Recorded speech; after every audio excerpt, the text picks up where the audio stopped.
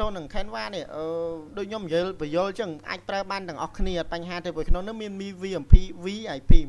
VIP member នេះប្រភេទ VIP member មាន200នាក់ក៏ប៉ុន្តែ200នាក់ហ្នឹងវាមានផ្សេងអីចឹងទៅក៏ប៉ុន្តែដូចខ្ញុំនិយាយគឺមិនចាំបាច់បារម្ភទេព្រោះក្រុម Yellow Media Training មានថាអ្នកគ្នាអាចចូល add access បានមួយសេរីអត់បញ្ហាទេចឹងតែតើនឹងការប្រើប្រាស់អ្នកគ្នាគាត់ log in ចូលធម្មតាមកគឺប្រើបានហើយក្នុងហ្នឹងគឺ template ដូចខ្ញុំនិយាយចឹងមុននឹងអ្នកគ្នាចូលទៅប្រើឧទាហរណ៍ខ្ញុំឈ្មោះមួយ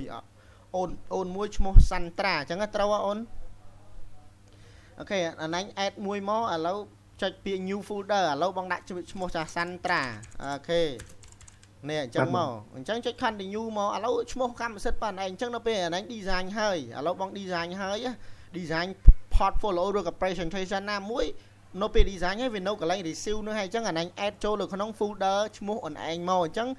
គ្រប់គ្នាសិស្សដែលរៀននៅហ្នឹងគឺមិនប៉ះពាល់ឯកសារប៉ះណាគេបើករណីថាឥឡូវប៉ះខ្ញុំចុះអាហ្នឹងគឺកម្មសិទ្ធិរបស់ខ្ញុំហាមដាច់កាត់អញ្ចឹងមានថាយើងចូលគ្នាក៏ដោយក៏ប៉ុន្តែ Canva នេះគឺយើងប្រើរួមគ្នាដើម្បីរៀនរួមគ្នានិយាយមួយម៉ាត់ថារៀនរួមគ្នាដើម្បីចែកម្លែកទេបើយើងទៅទិញវាថ្លៃវាអីចឹងទៅហើយលើទីផ្សារអត់បាក់ឯ1 3រៀលក៏មាន5រៀលក៏មានតែបើទៅទិញតែមួយខែឬក៏ប្រើតែ2 3ថ្ងៃដាច់ក៏មានដែរបាត់សមលឈឹងក៏មានដែរអានេះខ្ញុំបញ្ជាក់កន្លែងហ្នឹងអញ្ចឹងបងចេះចុះអត់ទេ Canva បើទិញហ្មងស្តង់ដារគេហ្មងអត់មានក្រំពី10រៀលទេនិយាយមួយម៉ាត់ចឹងហ្មងតែបើសិនករណីទិញមាន3 4រៀលទិញទៅយ៉ាងច្រើនហ្មងតែមួយអាទិត្យឬក៏មួយខែទៅបាត់សមលឈឹងហ្មងអាហ្នឹងយើងបញ្ជាក់អញ្ចឹងព្រោះអាហ្នឹងធម្មតាវាមានមកពី website ផ្សេងតែគេទិញមកអត់ស្តង់ដារអីចឹងទៅចឹងឥឡូវខ្ញុំបញ្យល់កន្លែងហ្នឹងហើយអា mail នេះខ្ញុំសុំឡងតែទៅនឹង create mail អាហ្នឹង create template mail អីចឹងទៅចឹងខ្ញុំចូលក្នុង presentation ឧទាហរណ៍ខ្ញុំចង់ចូល presentation ដូចខ្ញុំបញ្យល់ពីមុនចឹងមុននឹងធ្វើអីឥឡូវគឺអត់ត្រូវការ CV ញ៉ៃទេឥឡូវឈ្មោះខ្ញុំចោះចឹងខ្ញុំត្រូវការ presentation ថាខ្ញុំជានរណាខ្ញុំមកពីណាខ្ញុំធ្វើអីខ្ញុំមានបទពិសោធន៍អីគេខ្លះចឹងអ្នកនេះគឺត្រូវតែមាន presentation មួយឬក៏ portfolio មួយដើម្បីផ្ញើទៅកាន់ពួកគាត់ឥឡូវខ្ញុំធ្វើ project មួយ project thought ឬក៏ documentary ឲ្យក្រសួងមួយចាស់អញ្ចឹងគេត្រូវការអា documentary របស់យើងឬក៏អា portfolio របស់យើងតទៅនឹងឯកសារមួយហ្នឹងអញ្ចឹងអ្នកនេះគឺត្រូវតែរៀនអា portfolio ឬក៏អា project ហ្នឹងដើម្បីរៀនដើម្បីអីដើម្បីធ្វើឲ្យគេមើលឲ្យបញ្យល់ឲ្យគេយល់មិនមែនដើម្បីយល់ខ្លួនឯងទេគឺដើម្បីយល់ខ្លួនឯងមិនមែនដើម្បីយល់ខ្លួនឯងគឺដើម្បីឲ្យគេយល់ហើយយើងក៏យល់ដូចគ្នាវាអញ្ចេះវិញឥឡូវខ្ញុំយកអានេះហ៎popular and create modern creative portfolio and presentation apply all មកដល់ apply ទាំង10 page ហ្នឹងមកចឹងដល់ពេល apply វា load ចេញពីខាងក្រោមឥឡូវឈ្មោះអីគេ creative presentation អាចគ្នាអាចកែបានហើយចំពោះពុម្ពអក្សរដូចខ្ញុំនិយាយចង់បានពុម្ពអក្សរណាក៏មានដែរព្រោះខ្ញុំ import ចូលនៅនឹងអស់ហើយសូម្បីតែអក្សរខ្មែរអង់គ្លេសគឺស្គាល់ទាំងអស់ទាំងវីដេអូទាំងរូបភាពអីអ្នកគ្នាអាចប្រើបានមកស្រឡាញ់តាមចិត្តចង់ហ្មងអញ្ចឹងអានឹងដូចជា skill របស់អ្នកគ្នាធ្វើកាន់តែច្រើនកាន់តែចេះដូច presentation អ្នកគ្នាធ្វើរៀនប្រើ project ហ្មងមានថារៀនឥឡូវប្រើពីហ្នឹងយើងអាចប្រើមួយ Google Gemini បានខ្ញុំចង់ឲ្យ Gemini បង្កើតជាមានថា presentation ពីការថត documentary ពីពីបទមួយគេហៅថាកុំប្រើសម្រាប់កុំចោលសម្រាប់ផ្លាស្ទិកក្រុមប្រធានបទអញ្ចឹងណាការចោលសម្រាប់ផ្លាស្ទិកធ្វើឲ្យខូចបរិស្ថានអ្នកគ្នាធ្វើអញ្ចឹងទៅអញ្ចឹងជាមិនឯងវា generate ឲ្យយើងយកអាខួរក្បាលនឹងមកធ្វើឲ្យដាក់នៅក្នុង presentation ចេះក៏បានដែរអញ្ចឹងណាអានឹងខ្ញុំបញ្យល់កន្លែងហ្នឹងតាមពិតទៅវាដឹងម្នាក់នេះយល់អត់ប៉ុន្តែអានឹងយើងរៀនប្រើពី presentation អានឹងយើងប្រើជំនួស CV បានហើយយើង detail ខ្លាំងឥឡូវចូលមានអីគេឥឡូវខ្ញុំយកឧទាហរណ៍1 2 3តួអង្គនេះតួអង្គនោះប្រើអីគេខ្ញុំ detail មកអស់មកអ្នកគ្នាធ្វើឲ្យតាមចិត្តឥឡូវម្ដងនេះអ្នកគ្នាទាញរូបដាក់ខ្សែចិត្តអ្នកគ្នា1 2 3 4 5មកកណោគេអត់វាស្រួលចឹងអ្នកគ្នាអូថាលក្ខណៈវាច្រើនពេកខ្ញុំអាណាដែលមើលទៅមិនតំណងទេខ្ញុំលុបមួយមកភ្លឹបមកវាសល់អាណានៃយើងទៅអូខេអញ្ចឹងយល់កន្លែងហ្នឹងយល់ហើយមួយទៀតខ្ញុំចូលកន្លែង element នេះខ្ញុំអត់ទាន់បញ្យល់ខ្ញុំសុំបញ្យល់ tab មួយទៀតតទៅនឹងនេះ presentation ប៉ុណ្ណឹងយល់អ្នកគ្នាមានអីសួរតទៅ presentation ទេ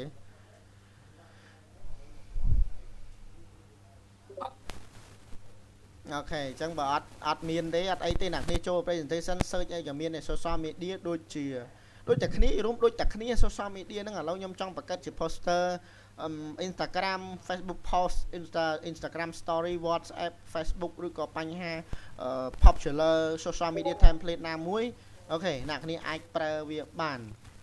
នេះអាចយកទៅប្រើបានហើយ template ទាំងអស់ហ្នឹងមានទូរស័ព្ទមានកុំព្យូទ័រមានអី room style lifestyle គឺស្អាតមែនតើអញ្ចឹងដូចខ្ញុំនិយាយថាចំណាយលុយទៅទិញគឺយកមកដើម្បីឲ្យបង្កើត idea ឬក៏ខួរក្បាលយើងឲ្យកាន់តែល្អជាងមុនមិនមែនយកមកកាំង idea ទេអញ្ចឹងណាបើ Canva វាមាន AI សឹងតែទាំងអស់ហើយអញ្ចឹង social media អញ្ចឹងវីដេអូក៏ដូចគ្នាតែវីដេអូវាមានវីដេអូការ download វីដេអូហើយវីដេអូមាន landscape មាន mobile មាន Facebook screenshot វីដេអូហើយប្រភេទ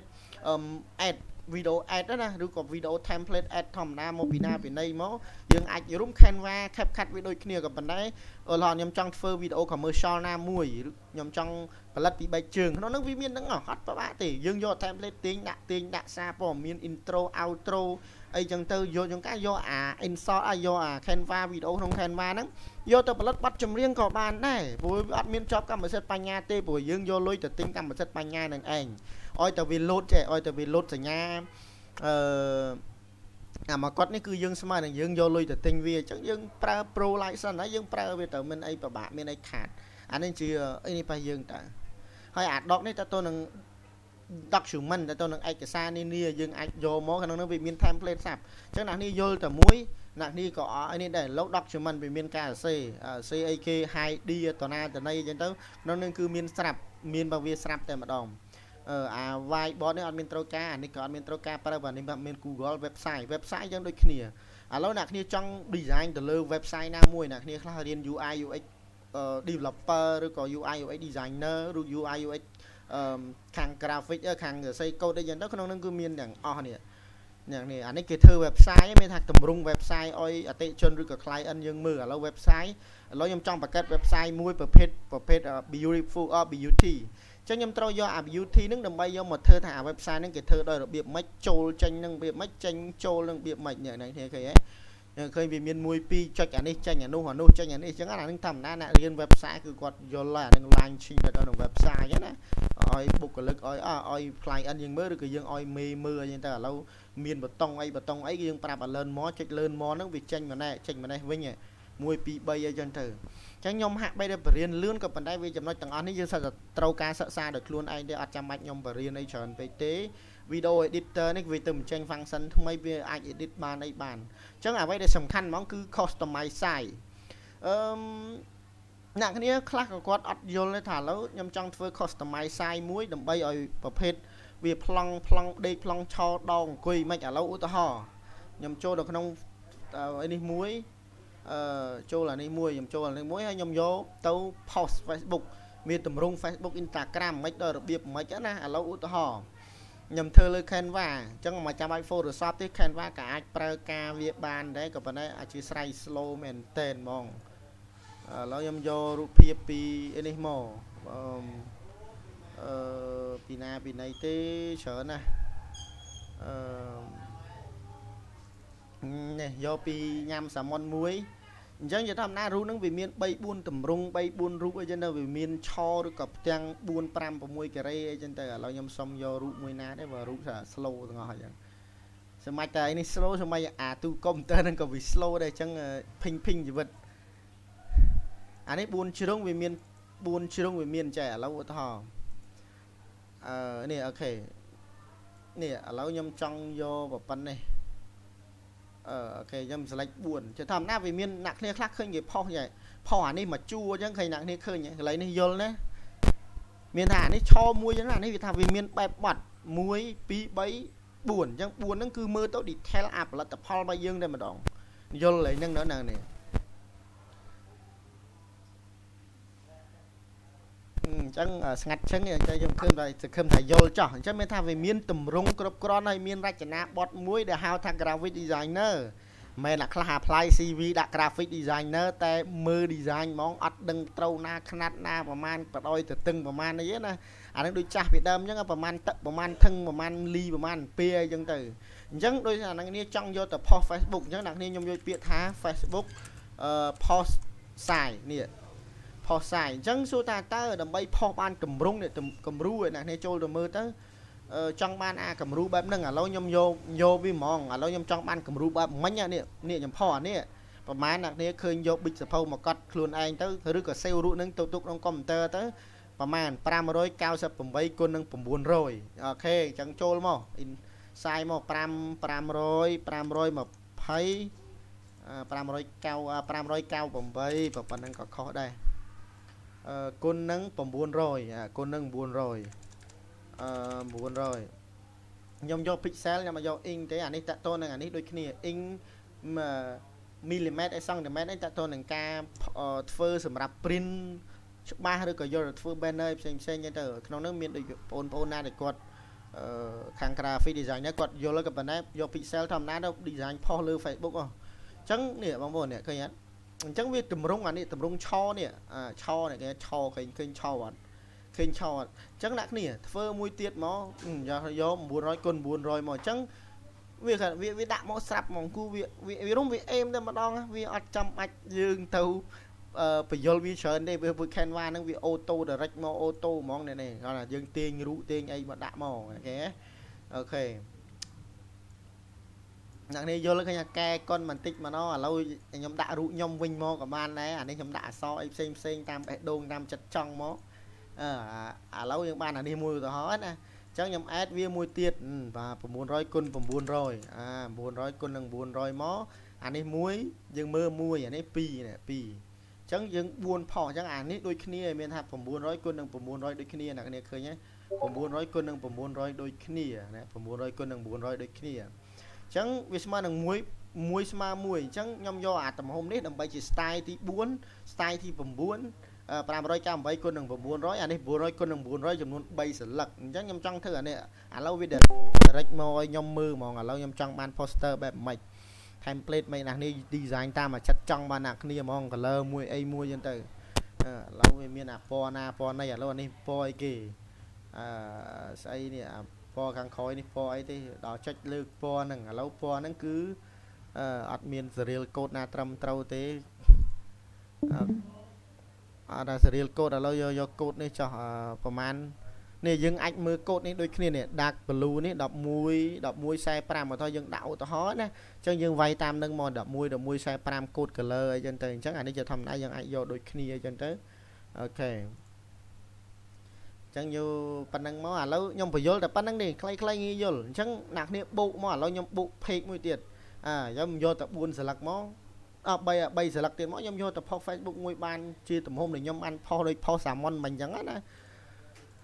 អូខេអញ្ចឹងកន្លែងហ្នឹងគឺយល់ក៏ប៉ុន្តែខ្ញុំនឹងបញ្យល់មកតង់ទៀតតទៅនឹងការរៀនពីនេះបានមានថារៀនពី design វាខ្លះមានមិនមែនរៀនវាហ្មងគឺរៀនពីការ design វាខ្លះដើម្បីអ្នកគ្នាងាយនឹងយល់ពេលថាងាយនឹងយល់ណាអញ្ចឹងខ្ញុំយល់ពី element ខាងក្រៅអ្នកគ្នាយល់ទាំងអស់គ្នាខាងក្រៅយល់ណានេះខាងក្រៅនេះយល់ណា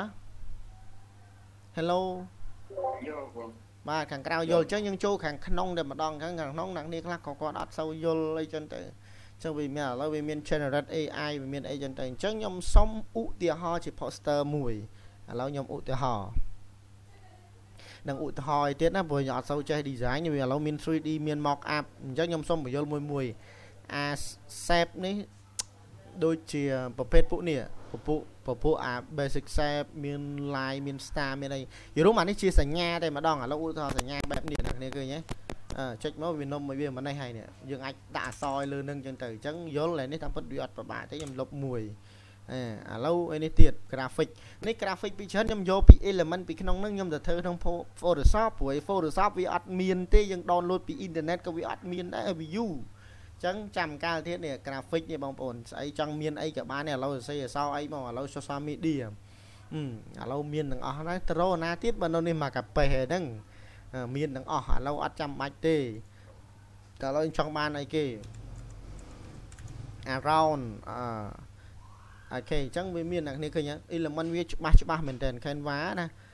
ឡូវ element ចង់បានបែបខ្មែរវាយតែខ្មែរមកនេះខ្មែរមានថៃមានអីមានទង់ជាតិអីមកកាប៉េនេះឃើញអ្នកគ្នាឃើញច្បាស់មែនតើចុះលោកគ្រូខ្ញុំសុំបើយើងចង់ដល់ element ហ្នឹងទុកបានអត់បានមកអេមកស្អាតតែម្ដងក៏ប៉ុន្តែ element ខ្មែរប្រយ័ត្នបន្តិចប្រយ័ត្នប៉ះថៃព្រោះថៃវាធ្វើដើម្បីប្រកបប៉ះយើងទេបាទបងចាឥឡូវយើងដល់មិនវិញបងឥឡូវចាំខ្ញុំប្រាប់អត់ទេខ្ញុំប្រាប់ពីវិធីអត់ប្របាក់ទេឥឡូវយល់កន្លែងហ្នឹងតើតើនឹង graphic យល់ណា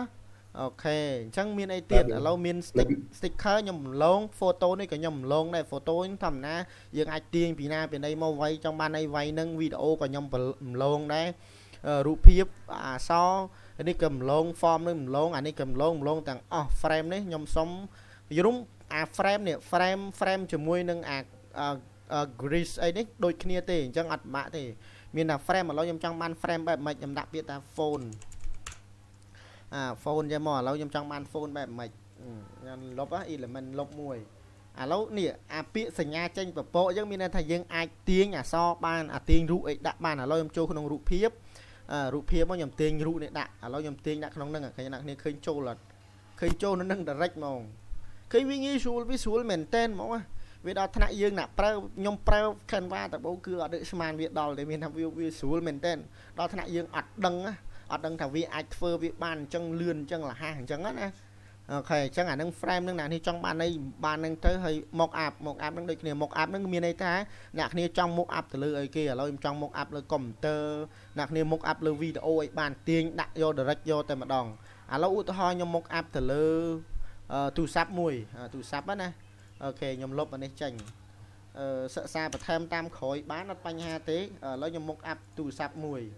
អូខេmock up ទូរស័ព្ទឥឡូវខ្ញុំចង់បានរូបអីគេរូបអង្គរតាមពិតធម្មតាយើងអាចយកក្នុងនឹងបានហើយក៏ប៉ុន្តែខ្ញុំចង់ detail ថាយើងអាចយករូបពីក្រៅបានដាក់បានដោយអត់ចាំបាច់ទៅកាត់អង្គុយកាត់គេក្របដូច Photoshop ណារៀន Photoshop ដឹងហើយថាវាពិបាកវេទនាមិនឲ្យរឿងកាត់អាគ្រឿងក្រប mock up នឹងវេទនាណាក៏ប៉ុន្តែយើងក្នុង Canva នេះមកអេមតែម្ដងឥឡូវខ្ញុំចុច search save ឥឡូវ save មួយខ្ញុំចូលក្នុងនេះឥឡូវបញ្យកកន្លែង mock up នេះយល់ណាគ្នា 3D នេះក៏អត់ចាំបាច់ពិបាកដែរព្រោះ 3D វាមានរូប 3D ថារូប 3D ណាចង់បានអីសរសេរនឹងតាមបេះដូងតាមចិត្តចង់យើងទេឥ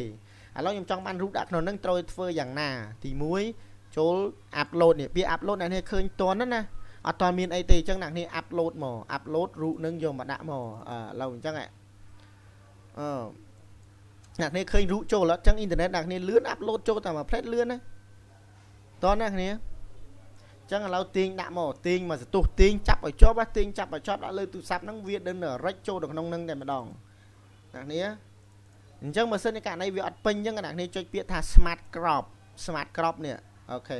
smart crop ចុច apply change វានឹង load ជារូបដែលពេញហ្មងអ្នកនេះឃើញកន្លែងហ្នឹងអត់ឃើញវាឆ្លាតអញ្ចឹងហើយមួយទៀតចំបង្កើត anime ឥឡូវ anime 1 2 3យកទៅធ្វើក្នុង Photoshop ឬ After Effects ឬក៏ Premiere ឬក៏ Final Cut អីបានមកសេរី CapCut អីញ៉ៃអញ្ចឹងវាអត់ស្មុគស្មាញមានថាវាអត់ស្មុគស្មាញធ្វើអ្នកគ្នាមានអារម្មណ៍ថា toxic ឬក៏មានបញ្ហាមួយវាទេចង់ធ្វើ anime មិនក៏បានដែរចំណុចតែហ្នឹងយល់កន្លែងហ្នឹងឥឡូវ element ដដែល 3D ចប់មានថាអ្នកនេះអាចសិក្សានៅខ្លួនឯងបានព្រោះវាមក set មកបាត់ហើយtext អ្នកនេះអាចចូលយកទៅ template ប៉ះ text បានឥឡូវខ្ញុំចង់យកខ្ញុំលុបអានេះមួយលុបអានេះមួយទៀតចូល text ឥឡូវខ្ញុំចង់បាន text ប្រភេទមួយចំណងជើងអញ្ចឹងអ្នកនេះឃើញ content creator មួយចំនួនគាត់ធ្វើស្អាតតែអ្នកនេះឆ្ងល់ថាគេធ្វើមិនអេ design កើតសោះតាមពិតគេយកគេធ្វើពី pre-pick នេះទេគេធ្វើពី Canva បានគេយកទៅដាក់នៅក្នុង CapCut ដើម្បីឲ្យចំណងជើងវាតាក់ទាញបញ្យល់កន្លែងហ្នឹងគឺធ្វើឲ្យតាក់ទាញគឺគេប្រើអានេះគេហៅថា TikTok TikTok ហ្នឹងគឺមានន័យថាឲ្យអក្សរហ្នឹងវាមើលទៅវាងាយយល់ឲ្យដឹងថាសេអក្សរខ្លីតែវាងាយនឹងយល់អូខេអញ្ចឹងឥឡូវខ្ញុំចង់ដាក់អីគេបានតាមបេះដូងនោះនេះដីផ្សេងទៅតែប៉ុណ្្នឹងឃើញដាក់នេះយកទៅដាក់លើវីដេអូបងគ្នាមិនមានរសជាតិមួយអាហ្នឹងគេហៅថារសជាតិបែបវីដេអូអញ្ចឹងទៅ content អីចឹងទៅធ្វើ content វិញអញ្ចឹងទៅអា brand នេះដូចខ្ញុំមិនដែលធ្វើទេមាន logo មានអីគេធ្វើ logo លើខ្លួនឯង upload ចេញtool នេះដូចគ្នាអ្នកគ្នាអាចគូបានមកសេរីក៏ប៉ុន្តែធម្មតាបើដៃខ្ញុំចាប់ឲ្យគូឲ្យលេងចេញហើយនេះដល់យើងគូមានប៊ិចមានអីគូជាធម្មតាគូនៅ tablet អេមមែនតើព្រោះអាហ្នឹងវាធម្មតា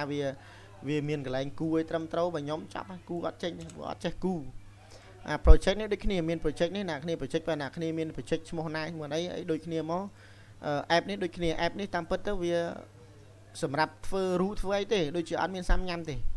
ធ្វើ QR code ធ្វើ profile ធ្វើអីចឹងទៅអញ្ចឹងមួយទៀតតើតើនឹងបងប្អូនគាត់សួរថាតើឥឡូវខ្ញុំចុចពាក្យថា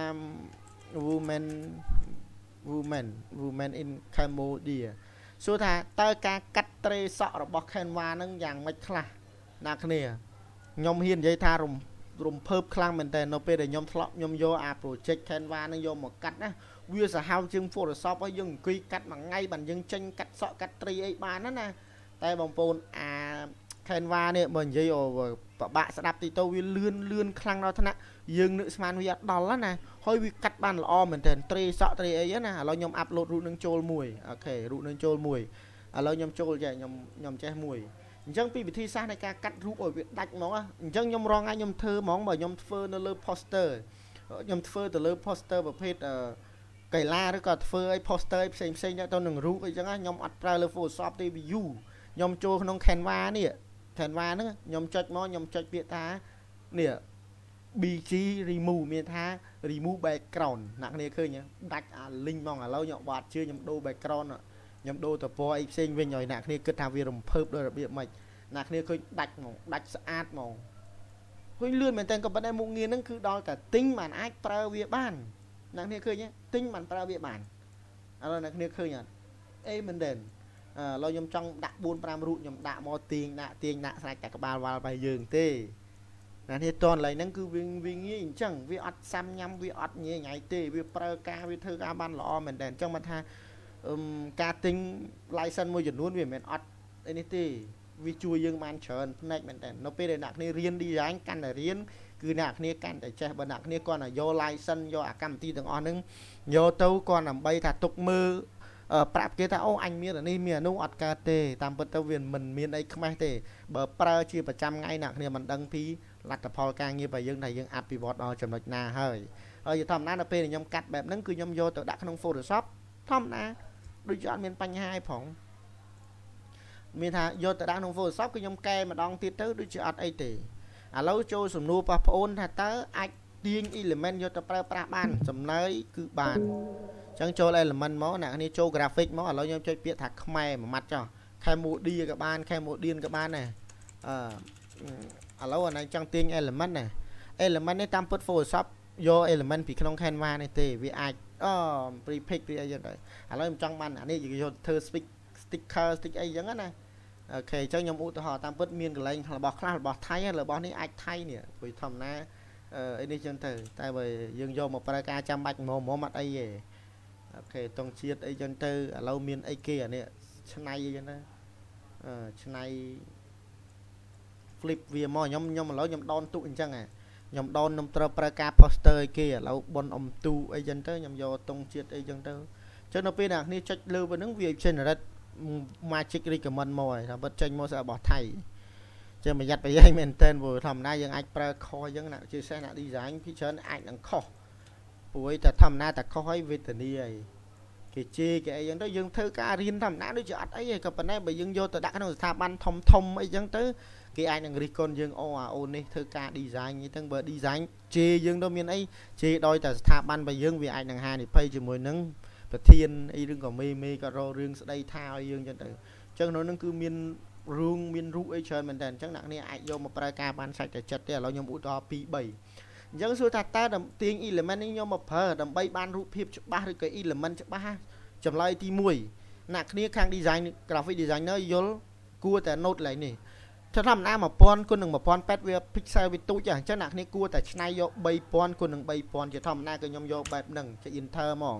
អញ្ចឹងអា mega pixel ឬក៏ pixel ហ្នឹងគឺវាកាន់តែធំរូបភាពយើងកាន់តែច្បាស់ទោះបី zoom out zoom in ដល់របៀបនៅក្នុង Photoshop ក៏ដោយវាអត់មានបញ្ហាទេមានថាអត់មានបញ្ហាណាយើងយកទៅប្រើប្រាស់ design មិនក៏ដោយក៏វាអត់ងាយនឹងព្រិលដែរក៏ប៉ុន្តែបើយើងយក mega pixel ទូចយើងយកទៅ zoom out zoom in គឺពិបាកហ្មងអ្នកគ្នាអាចសាកល្បងដូចគ្នាយក1000ហើយយក3000អ្នកគ្នាដនយកមកប្រើវាខុសគ្នាដូចមេឃនឹងដីហ្មងព្រោះវាអត់ច្បាស់យើងយកទៅប្រើអីវាអត់ច្បាស់ទេឥឡូវខ្ញុំចង់បានអីនេះមួយឥឡូវខ្ញុំយកអីគេខ្ញុំយក element ណាមួយឥឡូវខ្ញុំចង់បាននេះមួយខ្ញុំយកមួយណាដែលជាគំរូអូខេឥឡូវខ្ញុំយកគំរូមួយប៉ុនជាតិណាមួយឥឡូវខ្ញុំចង់បានប៉ុនជាតិដូចជាអត់មានប៉ុនជាតិឬលុបអស់ហើយឥឡូវវិសាខបូជាដេអូខេឥឡូវខ្ញុំយកវិសាខបូជានេះឧទាហរណ៍ណាអញ្ចឹងឧទាហរណ៍ទេ20នាទីជាងណាលឺអ្នកគ្នាលឺហ៎ លឺចឹងខ្ញុំទាញ element ខ្ញុំប្រាប់ពីរបៀបទាញ element 1 2 3អីចឹងទៅឥឡូវតាមពិតអានេះប៉ះថៃក៏មើលដឹងហើយអញ្ចឹង designer ក៏ត្រូវការដឹងវប្បធម៌ប៉ះខ្មែរថៃដែរទង់ជាតិអីចឹងទៅអីចឹងទៅបើព្រះអីក៏យើងអាចប្រើបានមួយគ្នាមួយថៃហ្នឹងក៏ប៉ុន្តែថៃវាមានអត្តសញ្ញាណរបស់វាមួយគឺនេះឥឡូវខ្ញុំចង់ design អានេះមួយគេចុច control x ឥឡូវសួរថាតើ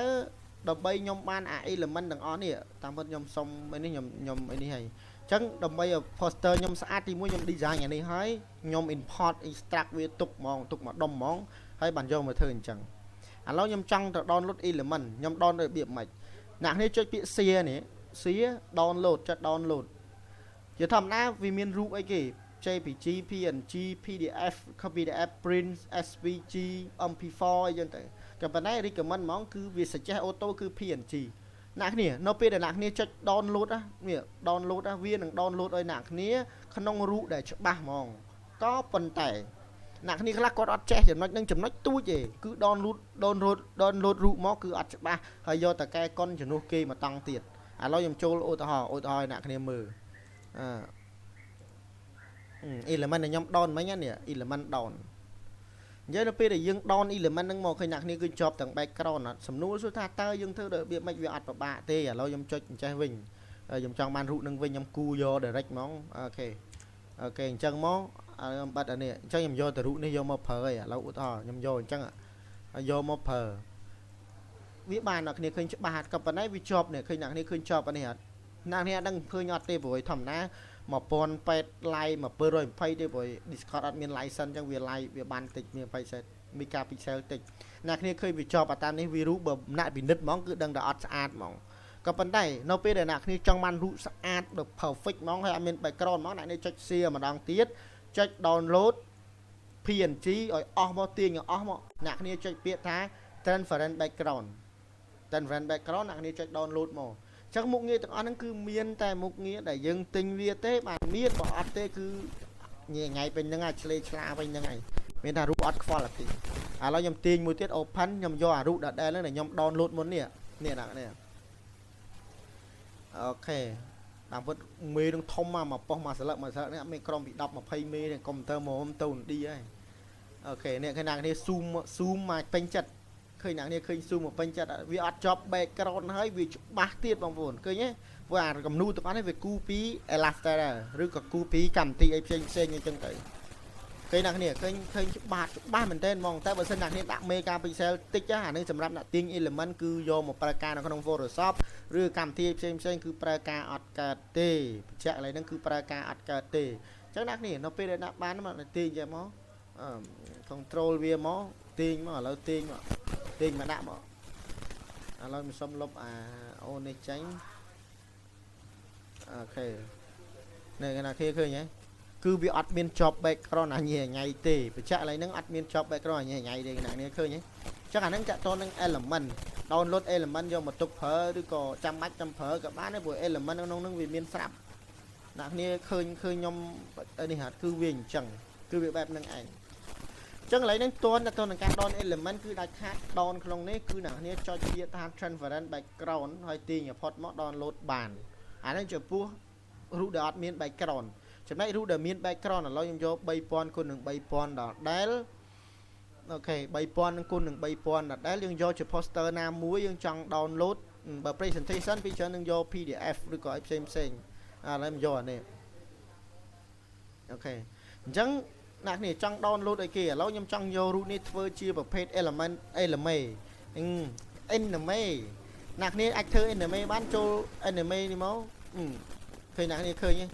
អូខេខ្ញុំឧទាហរណ៍អក្សរ load បើនេះខ្ញុំអត់មានបន្ថែមអក្សរទេណាខ្ញុំដាក់តាម direct របស់វាហ្មងអូខេអញ្ចឹងអានេះខ្ញុំដាក់អញ្ចឹងដែរ blur មកធម្មតានេះខ្ញុំឲ្យអក្សរ load បែប style បើអក្សរនឹងមកមានអីផ្សេងខ្ញុំឧទាហរណ៍ប៉ុណ្ណឹងអញ្ចឹងដើម្បីឲ្យរូបហ្នឹងคล้ายជារូបមួយដែលមានថាមាននេះរស់រវើកឥឡូវខ្ញុំចង់បានប្រភេទបែបរស់រវើកឃើញអ្នកគ្នាឃើញទេចុច anime ធម្មតាមកអញ្ចឹងសួរថាខ្ញុំចង់បានអា anime ហ្នឹងយកទៅធ្វើអីយកទៅផុសធម្មតាប្រដាក់ឲ្យយើងទៅ download នេះគឺ recommend for MP4 auto ហ្មងអញ្ចឹងអ្នកនេះចុចពាក្យ download មកវាបានវីដេអូបាត់ហើយអ្នកនេះតនឡើយហ្នឹងអត់ អូខេឥឡូវហ្នឹងសង្ឃឹមទាន់ព្រោះខ្ញុំបញ្យល់ detail អស់ហើយបើអត់យល់ទៀតមើលវីដេអូម្ដងទៀតទៅអូខេអញ្ចឹងបើខ្ញុំចង់បានរូបភាពអញ្ចឹងប្រើរូបភាពមកអញ្ចឹងអ្នក designer គឺគាត់ត្រូវតែយល់ច្បាស់ថា MP4 នឹងអីគេ JPG នឹងអីគេ PNG នឹងអីគេត្រូវច្បាស់ហើយកន្លែងហ្នឹងឥឡូវខ្ញុំអត់ចង់កែទេខ្ញុំចង់បានកម្រិតច្បាស់ហ្មងណាចុច download អ្នកនេះកុំយក PNG បញ្ជាក់យក JPG ហើយអ្នកនេះទាញ report មក quality យកល្មមមកបានហើយអូខេចុចពាក្យ download មក download មកគឺបានរូប direct ហ្មងមានថាយក PNG គឺសម្រាប់រូប JPG នេះសម្រាប់រូបច្បាស់ PNG សម្រាប់រូបអត់ background PDF នេះសម្រាប់ឯកសារផ្សេងៗឬក៏យកទៅ print PDF នេះ print ដូចគ្នា SVG នេះអត់ដែលប្រើទេសម្រាប់ web នេះ best of web design and animation MP4 high quality video តែប៉ុណ្្នឹងទេអានេះមាន PowerPoint មានអីចឹងទៅអូខេអញ្ចឹងតើតើនឹងការបរៀនរបស់ខ្ញុំវាមានតែប៉ុណ្្នឹងតើតើនឹង Canva ត្រួសខ្លីៗក៏ប៉ុន្តែវារឿងវែងដែរណា